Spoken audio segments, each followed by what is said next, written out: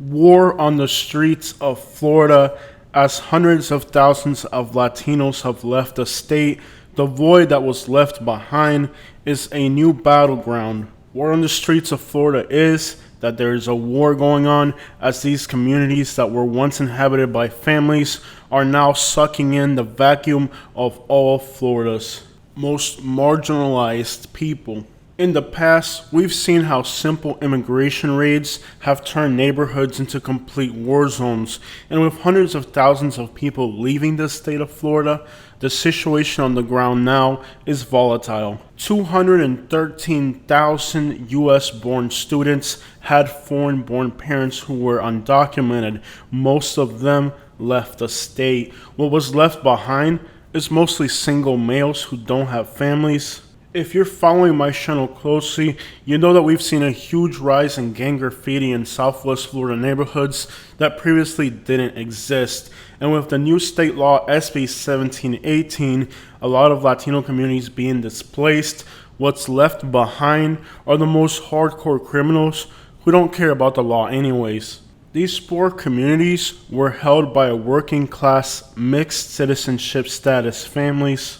With the rising cost of housing in Florida, these communities opening up to lower income people means that there's going to be competition, not only for housing, but for a new huge drug market that is now going to start to move into what was Latino communities. A recent music video out of Golden Gate, Florida says it's war on the streets. Music videos coming out of Southwest Florida are explicitly mentioning gang opposition as well as gang rivalries and battles for territories, something that was unheard of in this part of the state. Recent news articles like this one out of Naples confirm that in fact dealers from other cities of Florida are starting to move into Southwest Florida. There's so much drug hitting the ground that prices are even dropping.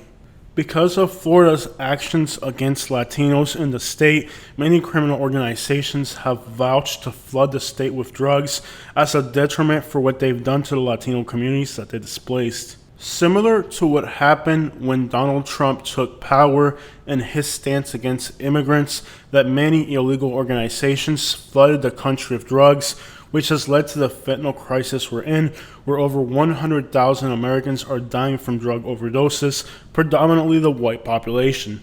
You can expect the state of Florida to be flooded with drugs, as many of these organizations are now trying to retaliate, and the neighborhoods to turn into complete war zones as that vacuum gets filled with people from different places of lower incomes.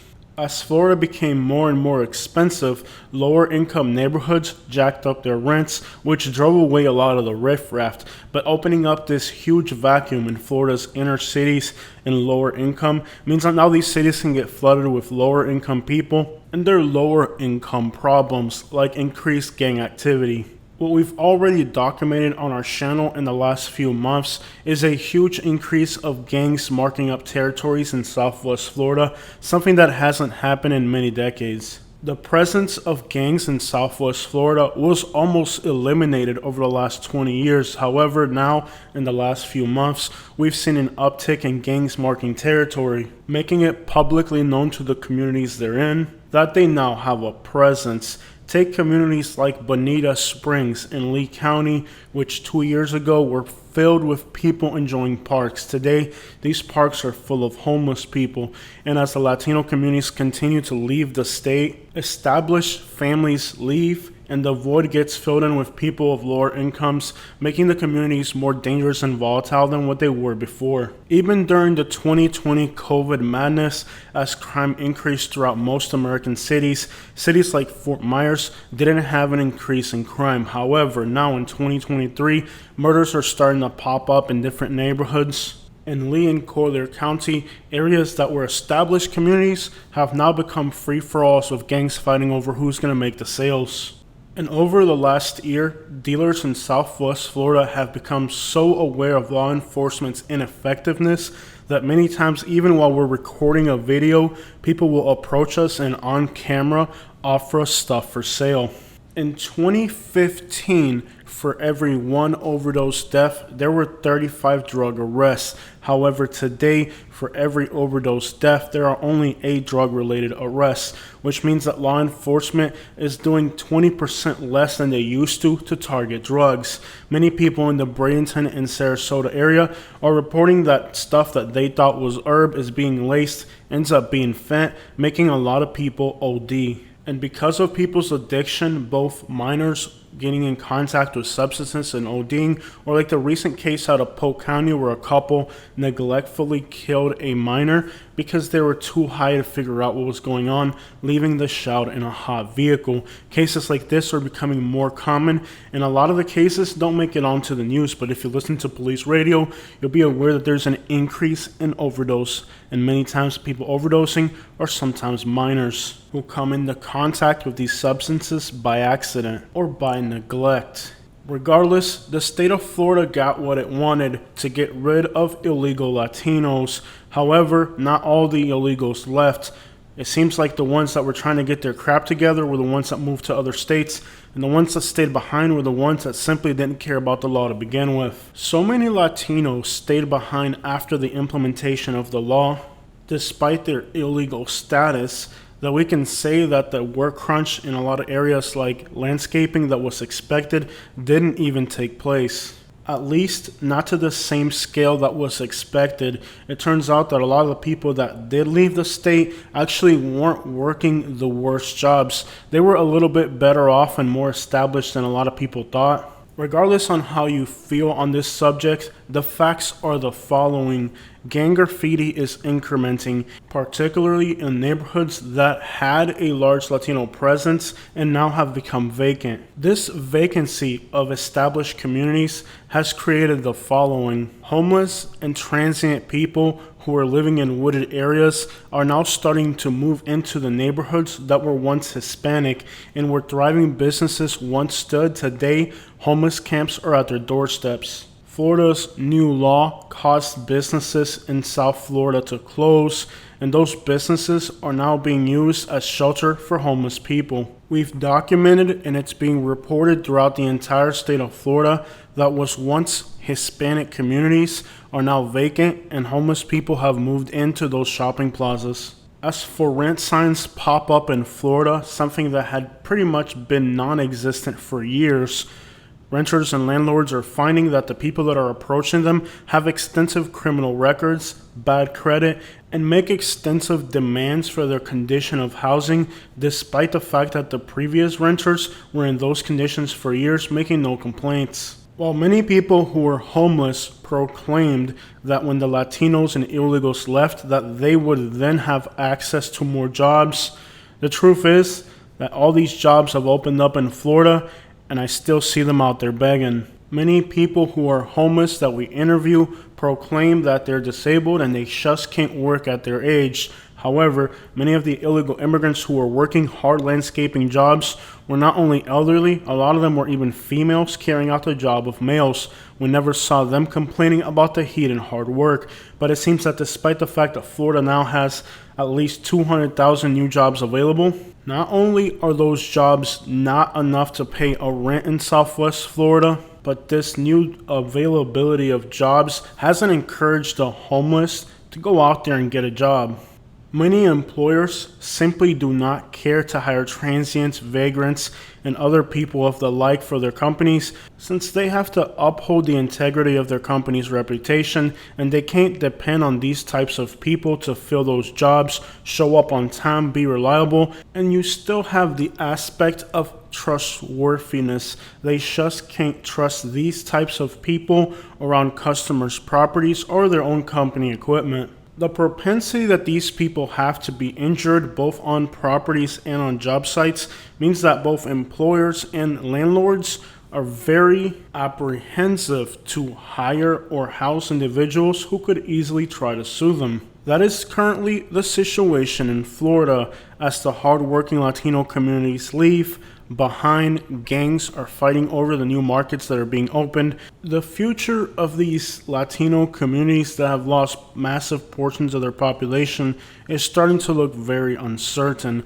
But what is certain is a presence of homelessness and gang activity in their absence. Laundromats, supermarkets, and food stores are struggling. In many communities, they've lost between 20 to 70% of their customer base. And the people that are moving in, the only business that they're contributing to is that of sales of illegal substances. Districts that were growing and thriving with stores packed with customers today are vacant. And you can expect these communities that had a large Latino presence that are now absent to have an increase in crime, gang activity, and that the people that are moving into these communities are going to bring with them a lot of problems. After all, what can be said of someone who, despite being a U.S. citizen, has to live in these impoverished neighborhoods? Most of these people have bad education, criminal records, and they really haven't got too far in life, considering that they're competing with housing with people that don't even have a driver's license. Somebody from Haiti or Guatemala who doesn't even speak English is able to pay a rent, hold a job, many times without even having legal documents. Yet these individuals who were born in the United States with a driver's license speaking the English language are more incapable of holding a job position, and landlords know that they're not the best tenants as well, with a propensity to not have the rent money for some reason, the likelihood to try to sue you for any reason possible. These individuals have not only tried to milk the American system, many of them pretend to have disabilities to obtain some type of social services, while the people who don't have access to these resources are paying taxes voluntarily. We recently discovered that a vast majority of the people that were in the United States illegally, despite not being able to tap into Social Security, are actually paying into the system, a system that's being sucked away by people who pretend to have disabilities. Many of them go on to pretend that they have workplace injuries or lawsuits so that they can obtain access to medications that they use for their own recreational purposes. And it's a shame how we live in a country where we're getting rid of the hardworking people and, well, giving the money and resources to individuals who simply refuse to work. We recently toured the town of Bonita Springs, Florida. If you've seen my videos there, it was a thriving and up-and-coming town, which I personally named one of the best places to live in Florida. So did many other YouTube creators. Bonita Springs today looks like a ghost town, and the parks that were inhabited by families today are filled with homeless people, beggars who make you feel uncomfortable by giving you hard looks. A world apart to what this town was just a few years ago when the community was vibrant. But the worst part is that today in Bonita Springs, a lot of businesses are having to close their doors, and soon after, the facades of those businesses are covered in gang graffiti. Yet despite the presence of gangs in these communities, renters continue to jack up the rents dramatically. Despite all that, the nearby apartment complex, people are giving it bad reviews, reporting that their recent $300 a month rent spike is uncalled for. Not only are there now more rents available, but you also have an increase in crime and gang graffiti adjacent to this apartment complex. None of that makes a difference as prices continue to climb. And let's not even mention that the entire wooded area surrounding this apartment complex is nothing but homeless camps in all directions. And this is what Florida's become. Rents continue to increase, businesses closed, and they get covered in gang graffiti, and the wooded areas around your buildings are nothing more than homeless camps. And this is Bonita Springs, Florida, named by me and a bunch of other YouTubers who copied my idea as one of the best places to live in Florida. Many of those YouTubers who did nothing more than copy my ideas and that of other creators now have up to 5 times more subscribers than me. We're just now at 100,000 subscribers. I don't care what popular opinion is, I just bring you guys the news from the ground, and you can interpret the news however you want. But we're going to continue going into places that other journalists are afraid to go and bringing you real content relevant to the streets of Florida that as well the news is afraid to cover. And as always, we're not politically affiliated. Our main affiliation is good journalism, bringing you the raw news directly from the streets of Florida. And let me just give you guys a disclaimer at the end of this video. Every gang that puts graffiti on a building is making their presence known publicly. Anybody who uploads a YouTube video talking about gang or street activities is now making it public. We're not making anything public. Everything that we've mentioned has been published on a wall or on a YouTube video by somebody else. So if you go on the internet and self-snitch on yourself or tag the facade of a building facing an avenue that everybody drives on and gets to see, you're the one that's making this public, not me. The moment you publish a video onto YouTube or you decide to tag your gang on the side of a building, you're now making that public property for everybody to see, aka self-snitching. But as we have seen on this video, snitching isn't really a problem here in Southwest Florida. Even in my video, you can see people pointing fingers in all directions. And despite the fact people snitch in Florida at levels unheard of anywhere in the United States, it makes no difference because law enforcement isn't listening. We've all heard the saying, if you see something, say something. The people in Southwest Florida love snitching. But statewide, for every one person that dies from a drug overdose, only 8 drug-related arrests are made. So even the best snitchathon isn't going to make a difference when law enforcement isn't proactive about helping, especially in these poor, marginalized, abandoned, and forgotten communities. Take this event on the streets of North Fort Myers in Lee County, Florida, where Lee County Sheriff's Office and U.S. Marshals, seen in the back, are making a huge drug bust. Despite the presence of nearly 30 police officers on this particular street, somebody was passed out on the street overdosing. It took me flagging down a U.S. Marshal, pointing a finger at the person on the road and saying, "Hey man, can't you see that guy over there is overdosing? Can't you see he needs an ambulance?" And then, finally, after I brought it to their attention and they saw that I was recording the situation, did they send a U.S. Marshal to help this person. But there was 30 police officers there. Every single last one of them saw that this man was on the road overdosing and that he needed immediate medical attention. However, none of them wanted to get involved with the victim of the crime that they themselves were targeting. It took a pedestrian like myself, a civilian, to point out to them, "Hey, go and help this person." It's not that they didn't see that this guy was on the ground and needed help. They saw it. It just wasn't their priority. They were so consumed with this large drug bust that they didn't really care about the victim, the person on the ground. And it took me, a civilian, pointing out to them that they needed to call an ambulance for them to finally come over and help this person who could have, for all we know, been dead on the ground. Do you think that the 30 police officers that were at this scene, none of them noticed that this man was on the ground? Of course they noticed he was there. It wasn't their priority. It only became a priority to help him once I showed up with a camera and started recording them doing nothing about it because they were so excited about their recent drug bust. But you can be sure that they made a 45-minute press conference about whatever drug bust they made that day. But did they help the people on the streets that needed help? Absolutely not. They looked the other way because it wasn't their priority. And that's exactly what's happening on the streets of Florida. It takes somebody with a camera getting involved and saying, "Hey man, look at this situation. You can't see it, take care of it, man."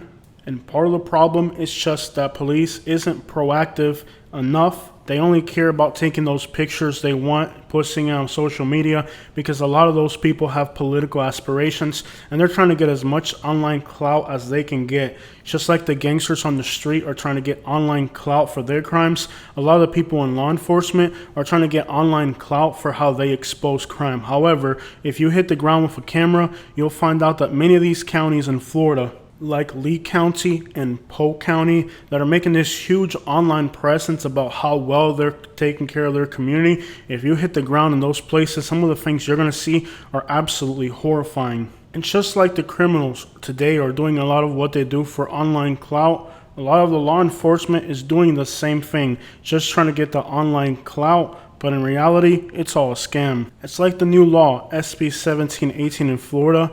The law hasn't been going in and doing raids or anything. The people that left Florida left voluntarily because they didn't want to be here anymore. It wasn't like law enforcement did anything to force them out.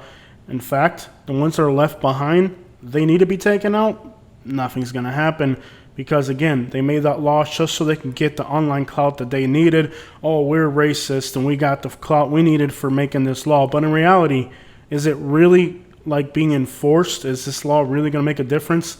A lot of people left voluntarily. They decided to leave because it just didn't seem like somewhere they wanted to be in anymore. But it's not like the law actually enforced anything. I haven't seen any type of operations in the state of Florida that would even remotely suggest that, and most likely it will never happen. I mean, there's people dying left and right from drug overdoses, and they're not doing anything about that. So what makes you think they're actually going to do something about going after migrant communities that are here illegally? So we can even say that this SB 1718 is nothing more than an online clout stunt, because everybody talked about it, all the media sources picked it up, but in reality, the people that left because they wanted to, not because the law made them. The state of Florida is on track to have more drug overdoses than California, even though that state's population is 2 times bigger. So with over 8,000 people a year dying in Florida from drug overdoses, and instead of increasing and ramping up their drug arrests, they're actually decreasing it by as much as 80%.